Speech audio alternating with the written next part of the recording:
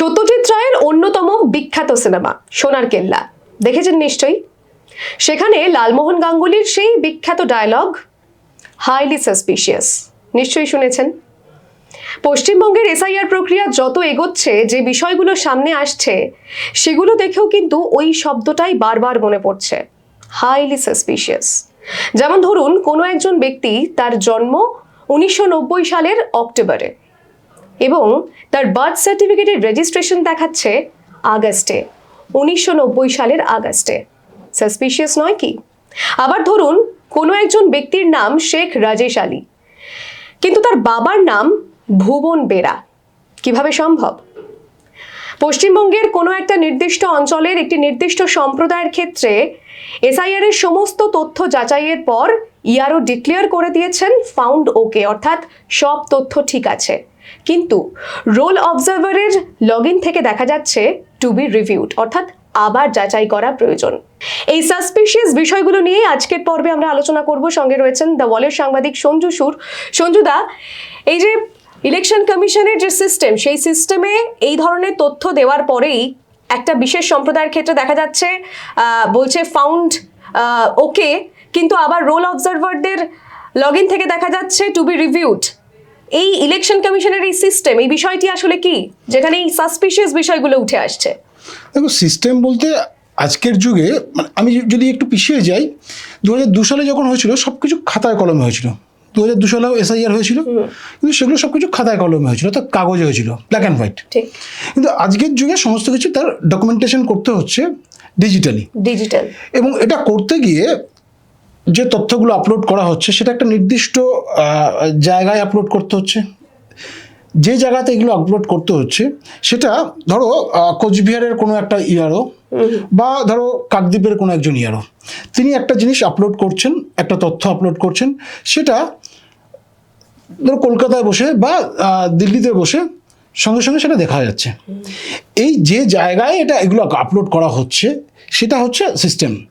কমিশনের বক্তব্য, যেহেতু সমস্ত কিছু ডিজিটালি করা হচ্ছে, তাই যাতে এটা ডিজিটাল ফুটপ্রিন্ট থেকে যায়, কারণ আজকের যুগে এইগুলোকে ডিজিটালি থেকে গেলে আজ থেকে 50 বছর পরেও সেগুলোকে পাওয়া যাবে, যে কারণে এইটাকে ডিজিটালি সমস্ত কিছু আপলোড করা হয়, ডকুমেন্টেশন থেকে যাওয়ার জন্য। এক্স্যাক্টলি তাই, ডকুমেন্টেশনটা থেকে যাবে, সেই কারণেই ওই সিস্টেমের মাধ্যমে এগুলোকে করা হচ্ছে।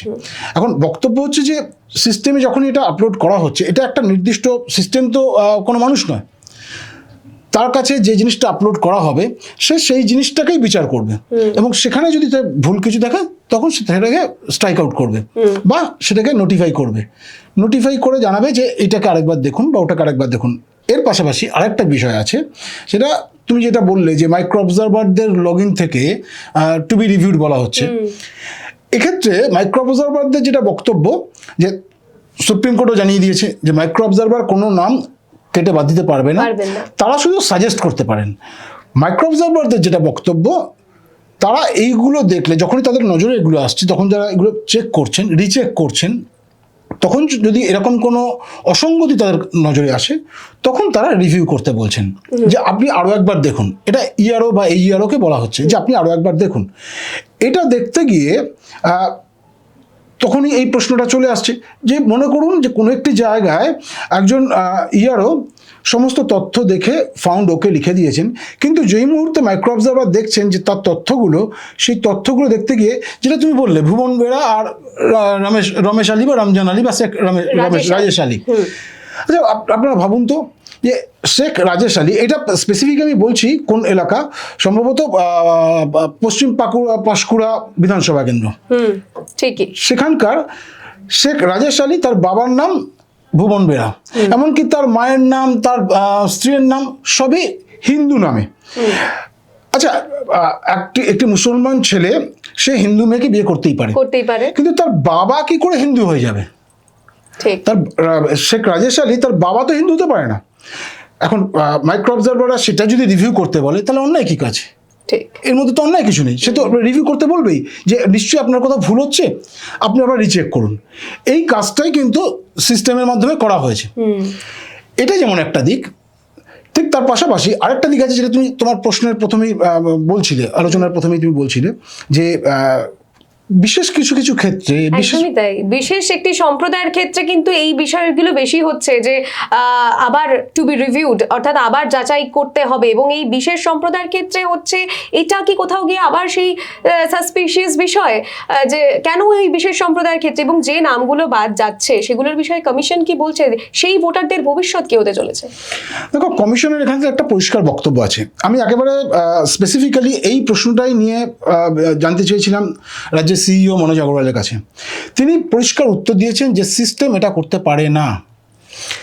সিস্টেম কোনো মানুষ নয় যে স্পেসিফিক কোনো একটি সম্প্রদায়ের নাম দেখে সে বলবে যে না এটাকে করা যাবে না, বা এটাকে বাদ দিতে হবে, বা এটাকে রিভিউ করতে হবে। এটা সিস্টেম করতে পারে না। কিন্তু আমাদের কাছে খবর আছে, এবং আমাদের অফিসেও এরকম ধরনের ফোন এসছে, আমাদের খবরও করা হয়েছে যে এই ধরনের ঘটনা ঘটছে। ইভেন তোমাকে বলে রাখি যে যখন আমরা এই আলোচনা করছি ঠিক সেই মুহূর্তে তৃণমূল কংগ্রেসের একটি প্রতিনিধি দল তারা রাজ্যের সিইও দপ্তরে গেছেন, এবং সেখানে গিয়ে এই স্পেসিফিক এই প্রসঙ্গটাই সেখানে তুলেছেন যে কেন একটি নির্দিষ্ট বা দুটি নির্দিষ্ট বা তিনটি নির্দিষ্ট এলাকাতে, বিশেষ করে সংখ্যালঘু অধ্যুষিত এলাকাতে এই বিষয়টি কেন উঠে আসছে যে যদি নাম কোনো একটি নির্দিষ্ট সম্প্রদায়ের নাম থাকে তাহলে কেন সেখানে টু বি রিভিউড বলা হচ্ছে। আবার কমিশনের বক্তব্য টু বি রিভিউড বলার কোনো জায়গায় নেই যদি না যে নামগুলো আপলোড করা হচ্ছে সেটা সংখ্যালঘু সম্প্রদায়ের হতে পারে।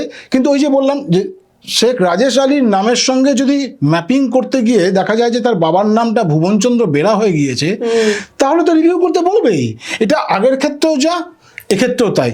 কিন্তু শুধুমাত্র সংখ্যালঘু সম্প্রদায়ের মানুষের নাম রয়েছে, প্রশ্নটা এখানেই যে সেটা অন্য কোনো ক্ষেত্রে নয়, শুধুমাত্র সংখ্যালঘু অধ্যুষিত অঞ্চলগুলোতেই এটা হচ্ছে, আবার সংখ্যালঘুদের ক্ষেত্রেই এই বিষয়গুলো আসছে, সেটা গিয়ে কোথাও একটা সাসপিশিয়াস বিষয়। না না, কমিশনার কিন্তু পরিষ্কার বক্তব্য যে কোনো একটি নির্দিষ্ট এলাকা বা শুধু সংখ্যালঘু এলাকা ধরে করা হচ্ছে তা নয়। যেমন আবার আসবে ওই সেই ভুবনচন্দ্র বেরার বিষয়টা, কারণ সেটা পাঁশকুড়ার ঘটনা। পাঁশকুড়া তো সংখ্যালঘু অধ্যুষিত অঞ্চল বলে বলা যাবে না, এটা মালদা মুর্শিদাবাদ নয়। ফলে এইটা কমিশনের বক্তব্য এটাকে স্পেসিফাই করা হচ্ছে ইচ্ছাকৃতভাবে, কেউ কেউ হয়তো রাজনীতির কারণে এটা করতে পারে। এইটা ঘটনা তা নয়। কমিশন তাদের সিস্টেমে যখনই এই ধরনের গলতি ধরা পড়বে, যখনই এই ধরনের বিষয়গুলো যে অসঙ্গতিগুলো ধরা পড়বে, তখনই তারা এটা বলবে। এটা মানে সিস্টেমের মধ্যেই রয়েছে যে টু বি রিভিউড করতে হবে, কারণ ওই বিষয়টাই আসবে। ধরো তুমি তখন যেটা বললে যে একজনের জন্ম একটা সময়, তার রেজিস্ট্রেশন হচ্ছে 2 মাস আগে, তাহলে এটা কি করে সম্ভব? এটা তো সম্ভব না। ধরুন আপনার আশেপাশে কেউ একজন, আপনি জানেন তার সম্বন্ধে, তার জন্ম একটা সময়, কিন্তু তার রেজিস্ট্রেশন দেখা যাচ্ছে 2 মাস আগে। এটা সম্ভব নাকি? এবার এই প্রসঙ্গে এই কমিশনের এক উচ্চপদস্থ আধিকারিকের সঙ্গে কথা বলছিলাম আমি 2 দিন আগে। তার বক্তব্য যে আজকালকার যুগে কি এমন অবস্থা হয়ে দাঁড়িয়েছে যে সরকারি হাসপাতালগুলো তারা জেনে নিচ্ছে অমুক দিন অমুক বাড়িতে অমুক কেউ জন্মাবে। এটা হতে পারে? ঠিক, এটা তো মানে ওই সেই স্পেকুলেশনও নয়, মানে ওই হাত দেখা সেই বিষয়টাও নয়। এটা একটা মানে এমন একটা জায়গায় বিষয়টা চলে গেছে, এবং এসআইআর প্রক্রিয়া করতে গিয়ে এই হাইলি সাসপিসিয়াস বিষয়গুলো সামনে চলে আসছে। কিন্তু সঞ্জুদা, আরো একটা বিষয় যেটা মানে এই প্রসঙ্গতেই আবার উঠে আসছে যে যাদের নামটা ধরুন বাদ চলে গেল, বা এখনো অবধি তাদের নামটা মানে বাদ হয়ে গিয়েছে, রিভিউ করতে বলা হয়েছে, এখন তো সময়টা একদমই সীমিত, এসআইআর প্রক্রিয়া শেষ করার সময় এসে গিয়েছে, তাহলে এই ভোটারদের ভবিষ্যৎ কি হতে চলেছে? এই প্রশ্নে আমি আগেও ছিলাম। দেখো, যখন এসআইআর পর্ব শুরু হয় তখন প্রাথমিক পর্বে যখন ওই খসড়া তালিকা বেরোয়, তখন একেবারে 58 লক্ষ লোকের নাম বাদ গিয়েছিল। এই 58 লক্ষ লোকের নাম স্ট্রেট ওয়ে বাদ যায় যাদেরকে খুঁজে পাওয়া যায়নি, যারা এখান থেকে অন্য জায়গায় চলে গিয়েছে বা যারা মারা গিয়েছেন, সেই সংখ্যাটা। এই সংখ্যা নিয়ে কোনো রাজনৈতিক দলের কোনো আপত্তি এখনো পর্যন্ত নেই। প্রত্যেকটি রাজনৈতিক দল মনে করছে সেটা হতেই পারে। কিন্তু মাথায় রাখতে হবে, এই যে 58 লক্ষ নাম বাদ গিয়েছিল তার মধ্যে 18 লক্ষ নাম ছিল হচ্ছে সংখ্যালঘু সম্প্রদায়। অর্থাৎ যদি আমরা শতাংশের বিচার করি তাহলে 30%। এখন এই মুহূর্তে লজিক্যাল ডিসক্রিপেন্সি যেটা রয়েছে, বা এলডি যেটাকে বলা হচ্ছে, বা তথ্যগত অসঙ্গতি যেটা বলা হচ্ছে, সেটাতে প্রায় 1,36,37 লক্ষ কি 1,52 লক্ষ এরকম একটা সংখ্যা রয়েছে। তার মধ্যেও একটা বড় সংখ্যক নাম বাদ যাবে যাদের ক্ষেত্রে এই ডিসক্রিপেন্সিসগুলো রয়েছে, এবং যেটা প্রমাণিত ডিসক্রিপেন্সিস। এখন দেখার বিষয় যে এই যে বাদ যাবে সেটা তো আলাদা, কিন্তু যাদের নামে টু বি রিভিউড করে রাখা হলো, তোমার প্রশ্নতেই আসছে এবার, যে যাদের নামে টু বি রিভিউড করা হচ্ছে, সময় কমে আসছে, তাহলে তাদের ভবিষ্যৎ কি? তারা কি, বা তাদের নাম কি চূড়ান্ত ভোটার তালিকায় পাওয়া যাবে?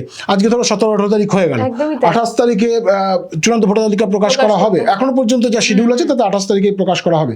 সেক্ষেত্রে এই নামগুলো কি চূড়ান্ত ভোটার তালিকায় আসবে?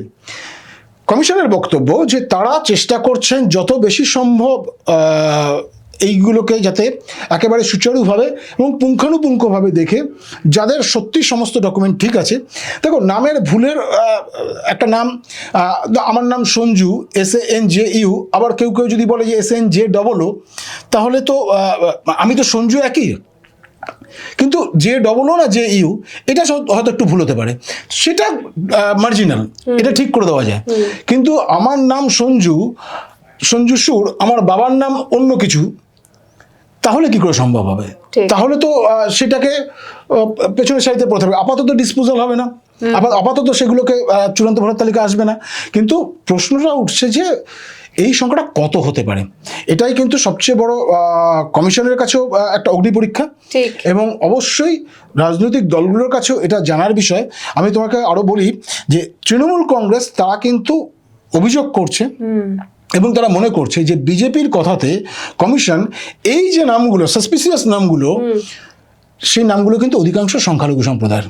তাদের অভিযোগ যে ইচ্ছাকৃতভাবে বিজেপির কথা কমিশন শুধু এবং শুধুমাত্র সংখ্যালঘু সম্প্রদায়ের মানুষের নামগুলোর ক্ষেত্রে এই প্রশ্নচিহ্নগুলো নিয়ে আসছে এবং সেগুলোকে সাইডে সরিয়ে রাখছে বা চেষ্টা করছে যাতে বাদ দেওয়া যায় কোনোভাবে। কিন্তু এই সংখ্যাটা যদি একটা বড় মাত্রায় চলে যায়, একটা বড় অঙ্ক হয়ে যায়, এবং সামনে তো সময় একদম সীমিত, 28 তারিখে তার চূড়ান্ত ভোটার তালিকা প্রকাশ হবে। আমি তোমার কাছে এই প্রশ্নটাই এখন সব থেকে বড় হয়ে দাঁড়াচ্ছে সঞ্জুদা, যে এই কম সময়ের মধ্যে যারা এখনো পর্যন্ত সেই মানে এই চূড়ান্ত ভোটার তালিকা যদি এত ভুল এখনো পর্যন্ত থাকতে শুরু করে, তাহলে এত ভুল নিয়ে চূড়ান্ত ভোটার তালিকা 28 তারিখে প্রকাশ হবে কিভাবে? এটা কি সম্ভব? দেখো, 28, আমি আবার বলছি, শিডিউল অনুযায়ী চূড়ান্ত ভোটার তালিকা 28 তারিখে প্রকাশ করা হবে। কিন্তু আমার মনে হয় তুমি যদি এটা বলতে যে স্বচ্ছ ভোটার তালিকার প্রকাশ সম্ভব কিনা, সেখানে কিন্তু কমিশনও মনে করছে যে তারা পারবে না, একদম মানে স্পেসিফিক বলছি। কারণ এখনো পর্যন্ত যদি এত ভুল, এত অসঙ্গতি ধরা পড়ে, নির্ভুল ভোটার তালিকা কিভাবে প্রকাশ হবে? স্বচ্ছ ভোটার তালিকা প্রকাশ কমিশন হয়তো করতে পারবে না, কারণ কোনো না কোনো ভুল বেরিয়ে আসবে এবং সেটা অস্বীকার করার কোনো জায়গা নেই।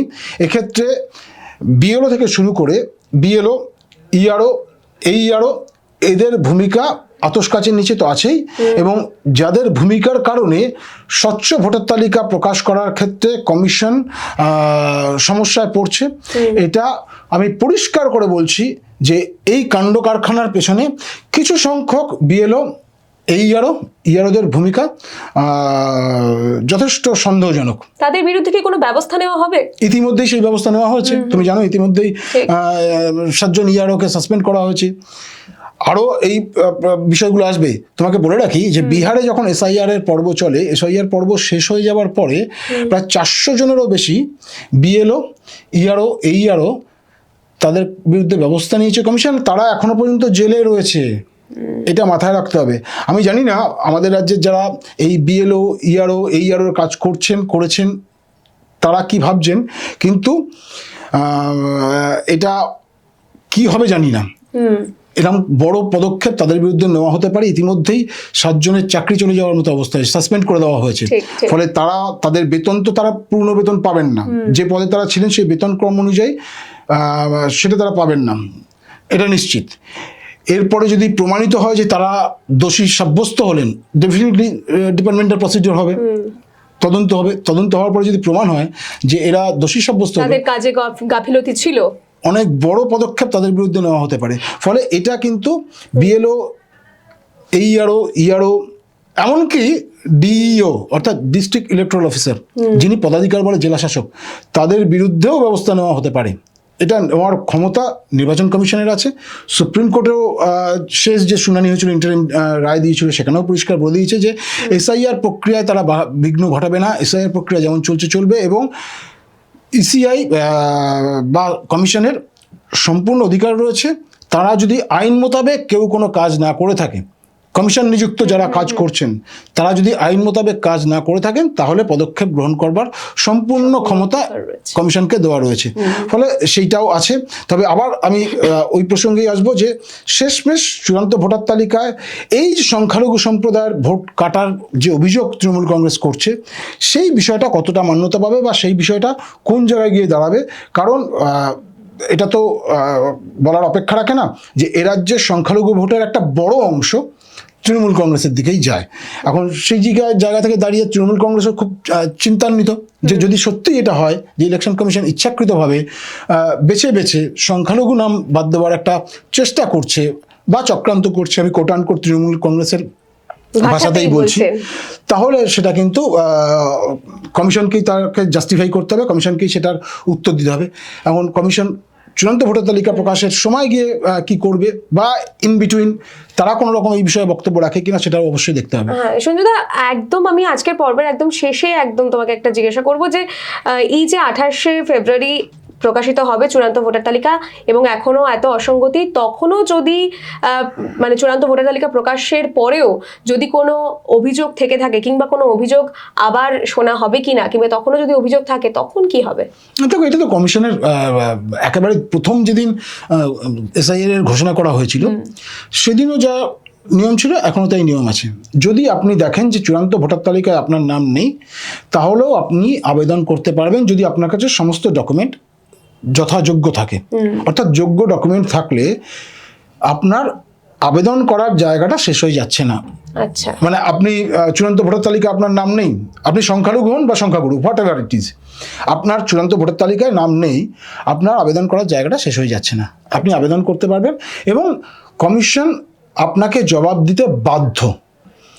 একটা নির্দিষ্ট টাইম ফ্রেম আছে। কিন্তু মানুষের কাছে যে এই তথ্যটা ছিল যে খসড়া ভোটার তালিকা প্রকাশের পরে একটা সময় রয়েছে এই আবেদন বা এই অভিযোগ অনুযোগ জানানোর এবং তারপরে ফাইনাল লিস্ট প্রকাশের পরে কিন্তু সেই জায়গা থাকবে না, সেটা কি সত্যি? না না না, এটা একদমই সত্যি নয়। তার কারণ সারা বছর, এটা আজকে নয় এসআইআর হচ্ছে, যখন এসআইআর হয় না তখন কি হয়, সারা বছর ধরেই এই ইনক্লুশন আর এক্সক্লুশনের পার্ট চলে। অর্থাৎ নাম ভোটার তালিকা অন্তর্ভুক্ত করা, নাম ভোটার তালিকা থেকে বাদ দেওয়া, এই পার্টটা সারা বছর ধরে চলে। এবং এটা শুধু এসআইআর এর ক্ষেত্রে নয়, এটা অন্য সময়তেও এই জিনিসটা চলে। এবং আরও এর সঙ্গে আরও যোগ আছে যে নাম চেঞ্জ, পদবি চেঞ্জ বা বাড়ি চেঞ্জ হচ্ছে, অ্যাড্রেস চেঞ্জ বা নামের ভুল হয়েছে, বানান ভুল আছে সেটা চেঞ্জ, এই কাজগুলো তো সারা বছর ধরে চলতে থাকে। ফলে আপনি যদি দেখেন যে চূড়ান্ত ভোটার তালিকা আপনার নাম নেই তাহলেও আপনি আবেদন করার জায়গা পাবেন। ইসিআই এর যে ওয়েবসাইট আছে সেই ওয়েবসাইটে গিয়ে নির্দিষ্ট ফরম্যাট আছে, সেই ফরম্যাটে গিয়ে আপনি আপনার ডকুমেন্ট সেখানে অ্যাটাচ করে আবেদন করতে পারবেন এবং সেই আবেদন করার পর একটা নির্দিষ্ট টাইমের মধ্যে কমিশন আপনাকে জবাব দিতে বাধ্য।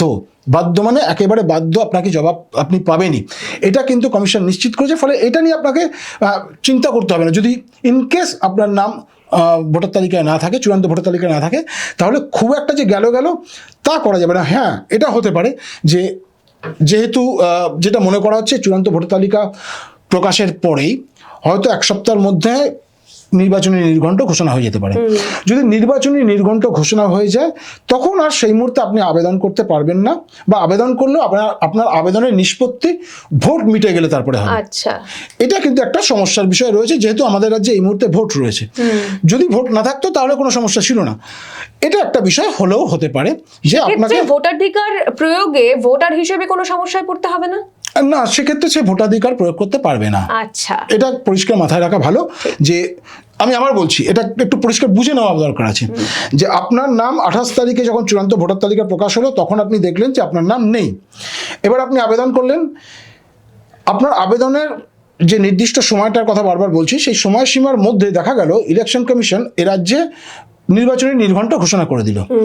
যে মুহূর্তে নির্বাচনী নির্ঘণ্ট ঘোষণা করে দেওয়া হবে সেই মুহূর্তে কিন্তু আপনার যে ওই টাইম ফ্রেমটা বলছিলাম, অর্থাৎ বাধ্যতামূলক টাইম ফ্রেম, সেই বাধ্যতামূলক টাইম ফ্রেমটা পিছিয়ে যাবে। তার কারণ যে নির্বাচনী নির্ঘণ্ট ঘোষণা হয়ে যাওয়ার সঙ্গে সঙ্গেই সমস্ত প্রশাসন নির্বাচন কমিশনের আন্ডারে চলে আসবে এবং তারা সেই মুহূর্তে আর এই কাজগুলো করতে পারবে না। তাদেরকে তখন মাথায় রাখতে হবে নির্বাচনটা কিভাবে করা যায় এবং নির্বাচন কেন্দ্রিক কাজগুলো তাদেরকে করতে হবে। ফলে এই যে নাম বাদ যাওয়ার ক্ষেত্রে বা নাম আবার ইনক্লুশন করার ক্ষেত্রে যে সময়টা, সেটা হয়তো তারা দিতে পারবেন না। কারণ আমি বিরাট একটা হয়তো শব্দটাকে কর্মকাণ্ড এখানে চলতে ব্যবহার করে থাকবে। রাখছি, আমি হয়তো শব্দটাকে এখানে ব্যবহার করে রাখছি, কারণ যদি কম কিছু হয় তাহলে হয়তো করে দিতে পারে, কিন্তু একটা লার্জ স্কেলে যদি এই ধরনের অভিযোগ আসে বা এই ধরনের আবেদন আসে, তাহলে হয়তো কমিশন সেটা নাও দেখতে পারে। সেক্ষেত্রে একেবারে ভোট পর্ব মিটে গেলে আবার এই কাজটা শুরু হবে, এবং সেটা ইন ডিউ কোর্স ওই টাইম ফ্রেমের মধ্যে আবার আপনার নামটা চূড়ান্ত ভোটার তালিকায় উঠে যাবে, যদি সমস্ত তথ্য ঠিক থাকে। ঠিক। সুতরাং এই সাসপিশিয়াস বিষয়গুলো তো সামনে আসছে, এখন এই সাসপেন্স মিটিয়ে কিংবা এই অসঙ্গতি বা ভুল তথ্য যা কিছু রয়েছে ইলেকশন কমিশনের সিস্টেমে, সেই সমস্ত কাটিয়ে নিয়ে 28শে ফেব্রুয়ারির মধ্যে কিভাবে একেবারেই নির্ভুল এবং স্বচ্ছ তালিকা প্রকাশ করতে পারে নির্বাচন কমিশন, সেই দিকে তাকিয়ে রয়েছে গোটা রাজ্যবাসী। আর এসআইআর সংক্রান্ত সমস্ত কিছুর আপডেট জানতে আবারও আপনারা তাকিয়ে থাকুন দ্য ওয়ালের দিকে, কারণ খবর এখন এখানেই।